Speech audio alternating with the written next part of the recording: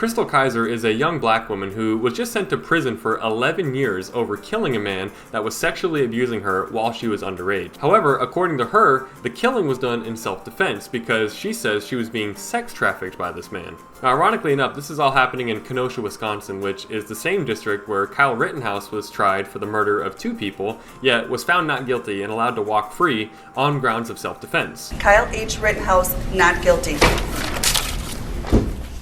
So naturally, this has sparked a debate over, first off, the justice that's available to the victims of sexual violence and things like sex trafficking and what they're allowed to do to try and get themselves out of these situations. And second, whether there's a blatant double standard on display over how the criminal justice system treats a white man like Kyle Rittenhouse versus a black woman like Chrystul Kizer, who, in her case, killed a white man. So what's the truth of it all? I'm here to tell you it's a little more complicated than you might think. But if you watch this video through to the end, you will know everything you need to know about this case. What's up, everybody? Welcome back to the channel. My name's Scotty O, aka the Gen Z attorney, and I currently work as an assistant district attorney in the great state of North Carolina, meaning I'm a prosecutor and I'm in court every day and I'm working to put bad guys in jail. And on this channel, I focus on the criminal law more than anything else, and when I see cases like this that a lot of people are talking about, I feel like I've got a unique perspective that I can give, considering this is exactly what I do all day, every day. And so that's my goal here, is to just try and shed some light and pull the curtain back and let you know kind of how the system works on the inside and how I would approach a case like this. And so if that's something that you like, then be sure to let me know down below by dropping a like. And if this is the kind of content you want to see more of, then subscribe to come back for more. But without further ado, let's jump right into it. And because any good analysis starts with the facts, that's where I'm going to begin. And this case began when Chrystul Kizer met a man named Randall Volar when she posted an ad on a prostitution website back when she was 16 and he was 34. He ended up responding to the ad, and the two ended up meeting and developing a sexual relationship together where he would take her out on dates and give her gifts and money and drugs. In exchange, she would give him sex. It's notable here that Mr. Volar here was already under investigation by the Kenosha police for sexual misconduct of this type with other girls, which ended up coming out to about 12 girls total, with some of them being as young as 12 years old. So we got a certified scumbag here. You ask me, this guy doesn't belong in jail, he belongs under the jail. But as of this point in the story, he's still only being investigated for these crimes. He has not been arrested or charged with anything yet. So anyway, he meets Kizer and they start going on these dates. He's showering her with these gifts and whatnot, and she's giving him sex, in which he's also filming the sex. Now fast forward a little bit to February 2018, and Volar ends up getting arrested because of the investigation and the evidence coming out that he was engaged in these acts, and not only that, but he filmed himself doing it all. So he gets arrested and charged, but crazy enough, I don't know how this happened, he got released without bail. I don't know what they're doing in Kenosha, if it's the prosecutors who weren't asking for a bond to be set or the judge that just released him on a written promise. I don't know what the heck happened there, but here you come in for charges like these, you're getting minimum 5-figure, most likely 6-figure plus bond. So I have no idea how that happened, but it is just the fact of the case that he was arrested and charged and then released on a written promise to appear. So that was in February 2018. Fast forward to June 2018, and Kizer ends up going over to Volar's house, except this time she brought a gun with her. And then she says that when he started to touch her, she got tired of it and used the gun to kill him. After killing him, she then set his house on fire and fled in his BMW. So that's the basic facts of the case. It's uncontroverted that she was in this relationship with him. He was abusing her. I mean, it was all on film, and she was underage. She was 16 at the time, turning 17. There's no dispute over that. And there's no dispute that she did kill him, and then she set his house on fire and stole his car. As for the procedural posture of the case, after this all happened, she gets arrested, charged with murder, arson, car theft, among some other things, and initially had her bail set at $1 million, which a couple years later in February 2020 ends up getting reduced to $400,000 and ends up actually getting posted through a crowdfunding effort that had started due to the facts of this case and the theory that she killed her sex trafficker in self-defense, yet she was the one in jail for it. So that got a lot of attention on it, got a lot of people donating to the GoFundMe, ends up getting her released on that $400,000 bail. Which, for those who don't know, to post bail you need between 10 and 15%. So a $400,000 bail, to post it you would only need $40,000 to $60,000. Still a crazy ton of money, but at least it's not $400,000. So anyway, she gets out on bail in 2020 and is free while the case is pending, which is important because there is a lot of appeals that are happening because the defense is trying to assert an affirmative defense here of self-defense underneath a Wisconsin statute that allows victims of sex trafficking to basically be immune for any offense they might commit as the direct result of the trafficking. Now, the prosecutors argued that that statute couldn't possibly include murder. Murder is too extreme of an offense that when the legislators were creating that statute, surely they didn't mean to include murder in there. I am serious.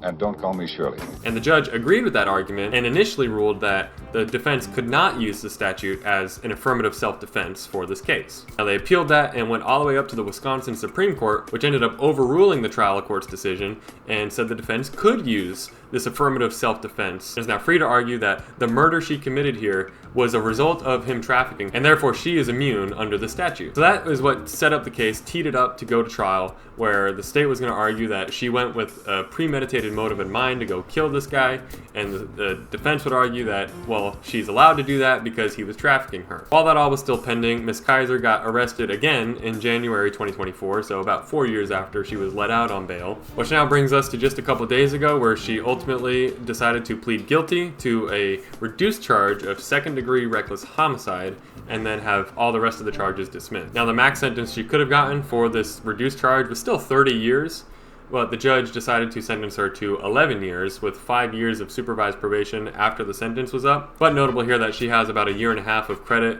for time served already, so she won't serve the full 11 years from this point. She'll serve about 9.5 years. So those are all the facts, and that then brings us to the analysis of those facts and kind of how this case would play out realistically. And like I said at the top, this is a more complicated case than you might believe. And let me preface all of this by saying, like I said up top, people who do these kinds of crimes, I don't think they even belong in the jail. I think they belong under the jail, meaning, right, put them 6 feet under and let them rot. Absolutely, arguably the worst thing you could do to somebody. Right, I have no sympathy for this guy, but this case is more complicated than you might think legally, and that's what I want to get into now and just explain why there is some gray areas here and why it might have been the smart decision to take a plea deal instead of risk everything at a trial.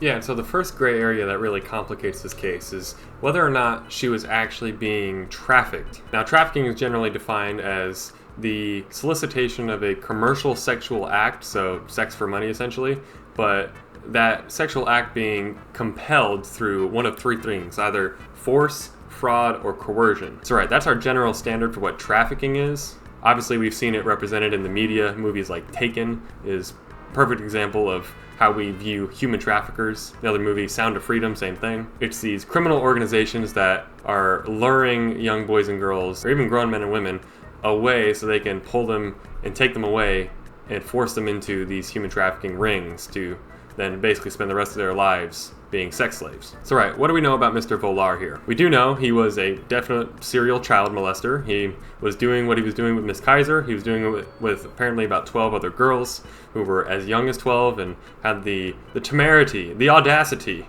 to film all of it. And we know he probably met all these girls. At least he met Kizer through a prostitution website. But so far, I don't think that rises to the level of trafficking. Definitely you can get him on a bunch of serious felony charges here, up to and including statutory grape. You've got child abuse, child endangerment. You've got child pornography, soliciting prostitution. Right, there's more than enough here to put him away for the rest of his life. But our two elements here: was there commercial sexual acts, and was there force, fraud, and coercion used to solicit those commercial sexual acts? Based on those facts alone, doesn't seem to be so. Now, however, there does seem to be evidence that he was essentially pimping out Kizer to other men through that same prostitution website. Now, I really tried as hard as I can to find as much reporting as I can on those facts.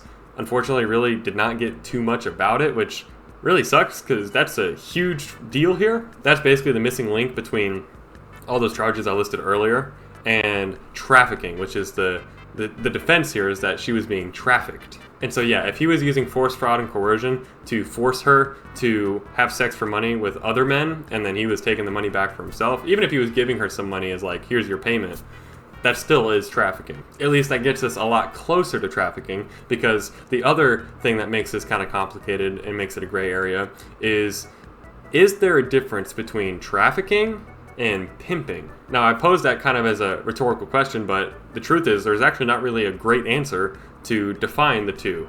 I think we all know what pimping is, but just in case we don't, it's when you get a pimp who's this kind of manager who has these women who work for him, maybe use that term loosely, but essentially, right, he's collecting solicitations from men, and then he'll send out one of his sex workers, to go have sex with that man for money, and then he gets the most of the cut for that sex. Now, we've seen pimps represented in media as well, but they generally have more of a comedic tone to them, more of a smooth talking, kind of like comedy relief fun side characters. So definitely does not carry that cruel, villainous tone that human traffickers carry in movies and TV. Of course, not to say that pimping is any way justifiable or a good thing to do or a legal thing to do, but in the sense that pimping and trafficking, we seem to have a collective understanding that there is a degree of difference between the two. But arguably, you can argue that pimping is a form of trafficking because pimping often uses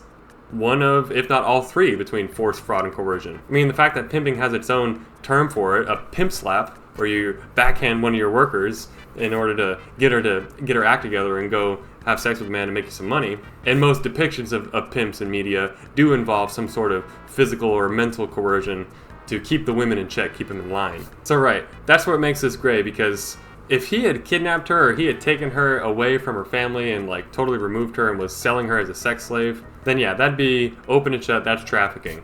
But if the case is like it seems to be here, that basically she was living her life like normal and she just worked with him to either have sex with him in exchange for gifts or to go have sex with other men that he set up to then make money for him. Either way, that's not an open and shut trafficking case. That's more in line with pimping. We can argue, like I said, that pimping is a form of trafficking, but it's just not clear. It was definitely something that could have gone either way and threw a lot of unknown variables into a trial where you're trying to win this jury over to your theory that, hey, I was being trafficked. So that's kind of the first piece that I think needed to be talked about. Then we get to the killing itself and the circumstances surrounding it and how those circumstances could make or break this case. So the defense's theory here would have been that this was self-defense. And according to her, she shot him when he was climbing on top of her and pinning her down and basically forcing himself upon her, to which at that point her only recourse, being a smaller, younger woman, was to pull out a gun and shoot him. Now, unfortunately,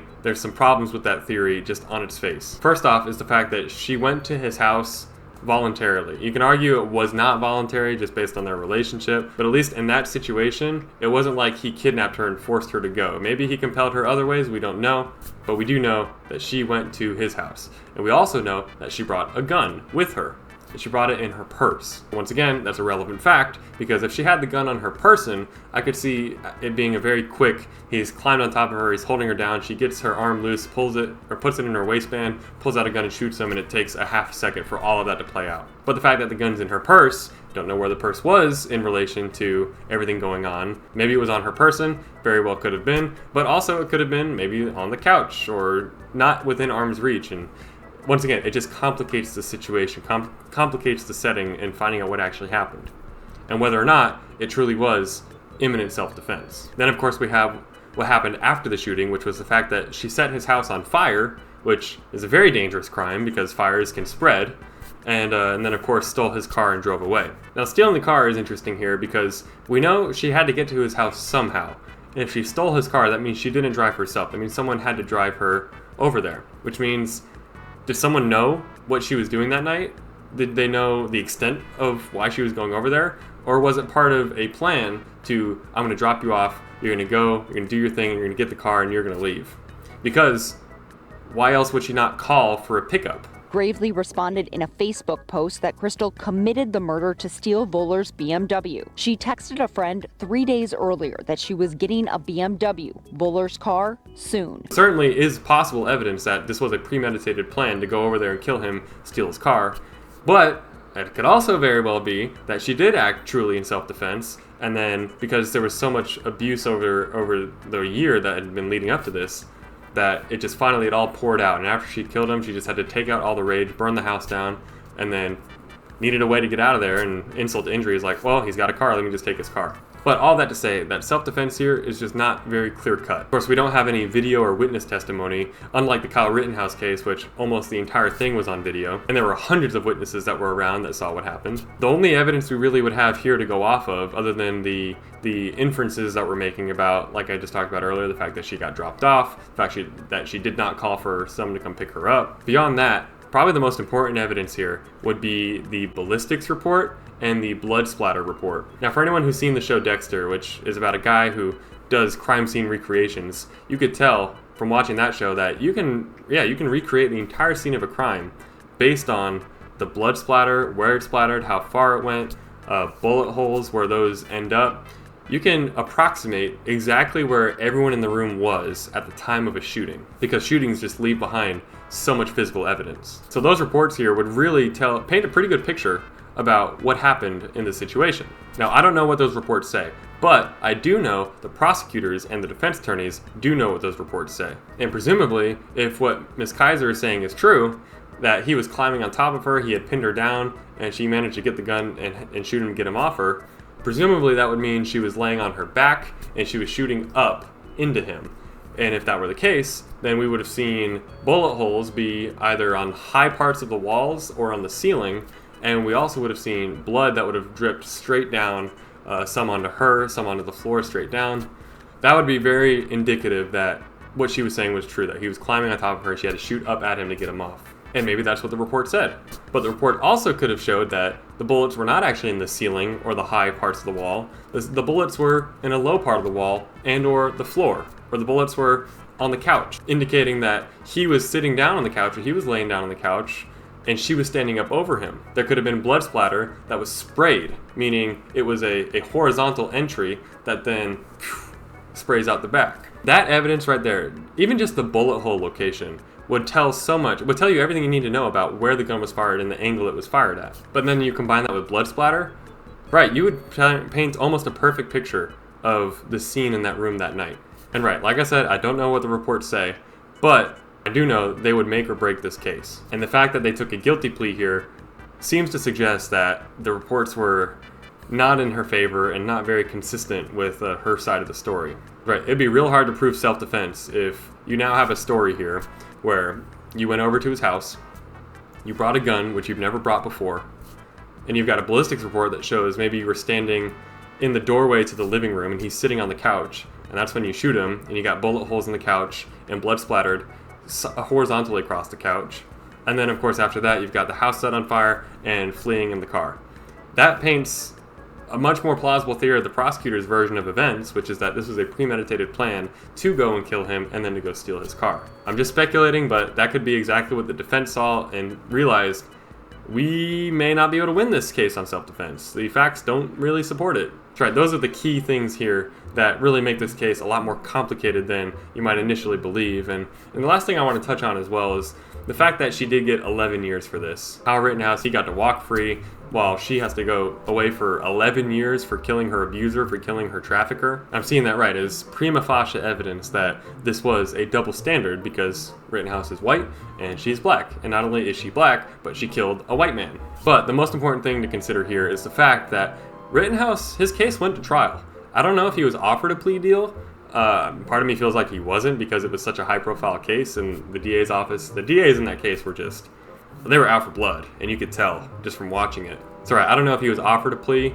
Either way, the case went to trial, and if Rittenhouse lost that trial, he'd be going to jail for the rest of his life. Right, that's what made that such a high-stakes trial, but the fact that he was found not guilty, right, that's what allows him to walk away scot-free. But that's the key part about taking something to trial, is by that point, it's basically going to be all or nothing. The virtue of taking a plea offer is you're removing that risk. You're removing the all or nothing approach to it, and instead taking something definite that, yeah, it's going to suck. You got to go to jail for the next 9.5 years in her case, but at least now you're guaranteeing yourself that you're going to get out in your mid-30s and you're going to have the rest of your life to live out of jail.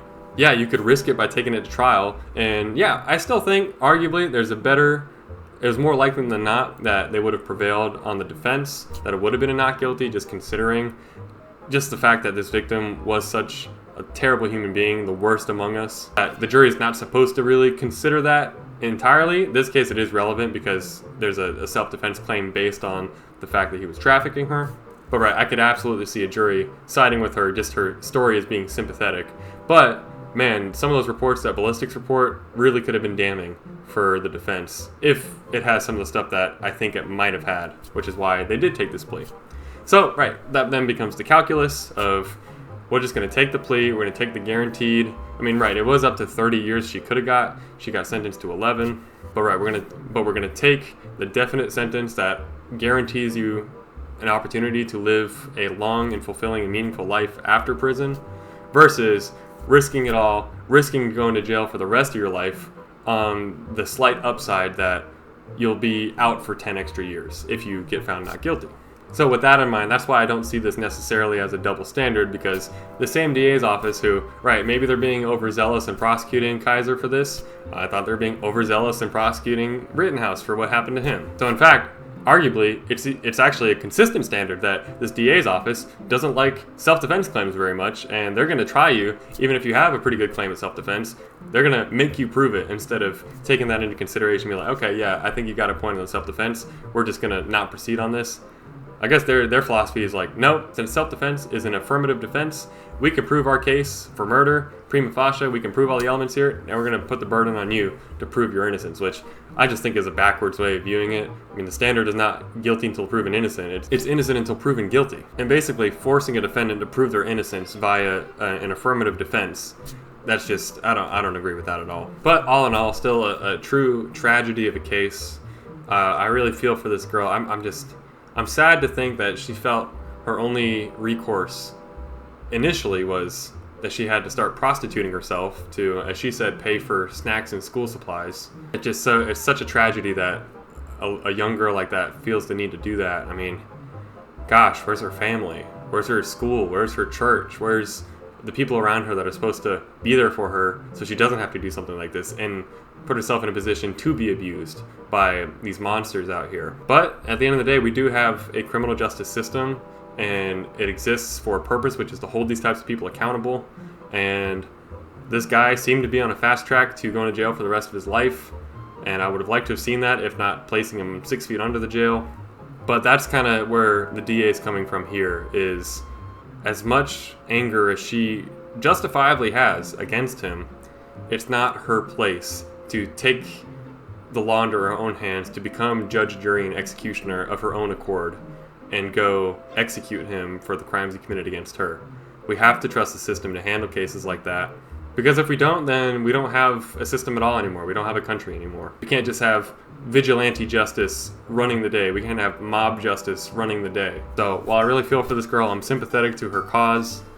I do understand why she took this guilty plea, and hopefully now, after watching this, now you understand why she decided to take the guilty plea instead of risking it all at a trial.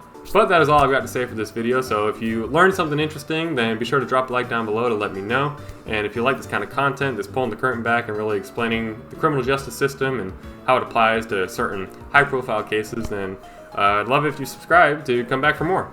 And last but not least, leave a comment down below. Let me know if there's anything or that you disagree with. As always, I will be down there talking with y'all and really enjoying our conversations. But that is all I've got for today, so I will see you all on the next one.